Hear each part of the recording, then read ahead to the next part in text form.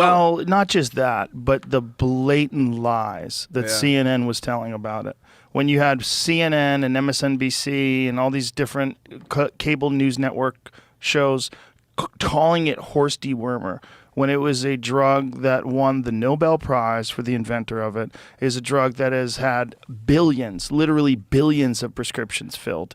It's a drug that saved lives, a drug that's on the World Health Organization's list of essential medicines. And for them to have the gall and to have the sheer audacity to just out and out lie to people about what a medication is. And it's used on humans far more than it's used on horses. And that they were calling that horse dewormer to try to mock me because they knew that I was unvaccinated and I kicked COVID very quickly. And they did not want that narrative out there. And they were beholden to their handlers. They were beholden to the people that give them exorbitant amounts of money in advertising revenue. And they fucking followed in line and they all piled on and they lost a fuckload of credibility from it. I mean, if you look at the way people who saw that, how many people saw that and would go, oh my God, they're just lying. Yeah. They're just lying. Like, there's no excuse for that. You can't imagine a scenario where they really thought I was taking horse medication. You can't imagine a scenario where they thought that I couldn't get real people medication. You can't imagine it. I'm not poor. I'm not without resources. I'm not confused. I'm not without the recommendations of actual physicians. Like, none of that makes any sense. The idea that they could go on television and say, oh, this conspiracy theorist is taking horse dewormer. And that was the narrative, not, hey, how'd that guy get better so quick? Yeah. How is it 3 days after he got COVID, we shut the whole country down for this thing, and he looks fine? And then they changed my filter and turned me yellow on television. Like, they took the original video of me and ran it through a filter to make me look horrible. It's really, they did some wild shit. But that wild shit that they did cost them their credibility. I just don't think they understood the landscape when they were doing that. I don't think they do at all. I think they took an extreme editorial perspective without realizing that's what they were doing. And I think that the entire mainstream culture has actually found itself on a kind of a peninsula, that where there is insignificant variety, in my view, between the two parties, which is why they're so willing to remain engaged in cultural war discourse and the conventional hot button topics in this country in particular around the pro-life, pro-choice and guns arguments. They're willing to remain in that territory because financially and economically they are ultimately aligned, that the most powerful interests in America are happy with either outcome.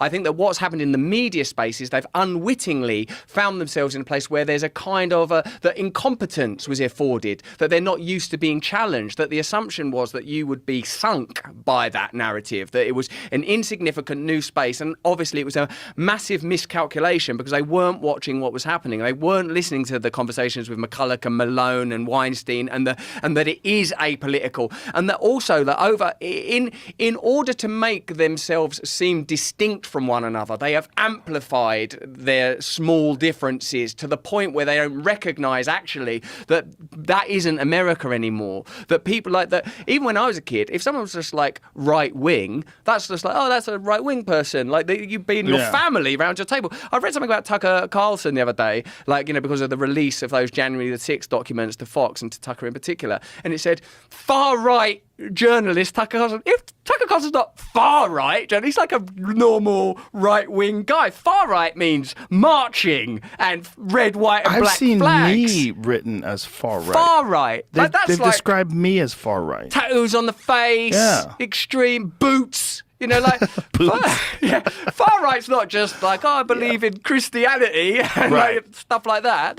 So the rhetoric has become hysterical. And the horse medicine was the same. They had the option of saying, look, we don't know, that there's no evidence as yet that ivermectin is effective in these spaces because no one's trialling it, because there's no money in it, because science is a subset of big pharma and the economic imperative's the right thing. No one's doing experiments into natural immunity because natural immunity is not profitable. No one's doing those experiments experiments are not being underwritten. There's no clinical trials for that because no one wants that data for vitamin D or for steroids or for all of the things that came out as ultimately effective once the profits have been gleaned. And then how can you expect to maintain the authority? How can you expect to sit behind those logos of CNN and MSNBC and claim that kind of piety and certainty? And the way that they were like outraged by it was astonishing, like a kind of a how dare you have this credibility, how dare people listen to you. And I think that it's precisely because of a willingness to listen one day to a left-wing person, a right-wing person, some people with some crazy theories, some people talking about Egypt, some people talking about MMA.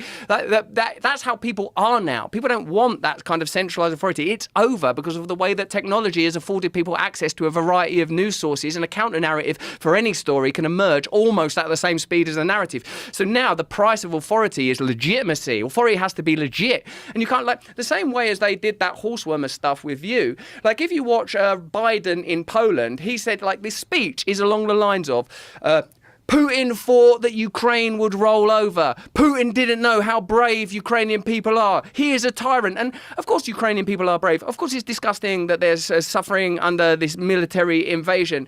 But there's, like, I could handle it, I think, if the president went, listen, we were involved in that coup in 2014. The kind of, even the sort of people that are, the diplomats that are involved in this are the same diplomats that are involved in stuff like Iraq and Afghanistan. BlackRock are going to profit subsequently from the rebuild of Ukraine. Russia have got their agenda. We've got our agenda. We believe our agenda is more in line with what most American citizens will benefit. But they can't actually say that because it isn't true, because that what they want is a unipolar hegemonic world, in the same way that CNN don't even consider that what they're saying is dangerous and harmful. And now we're at a point where it's sort of that their approach to it may have been counterproductive in the most basic medical ways, and they weren't able to have that conversation because of financial imperatives and because they're basically owned. Well, they're a propaganda network. Yeah. I mean, that's really all they are. They're just a propaganda network. And I used to think they were the news, and I think at one point in time they were the news.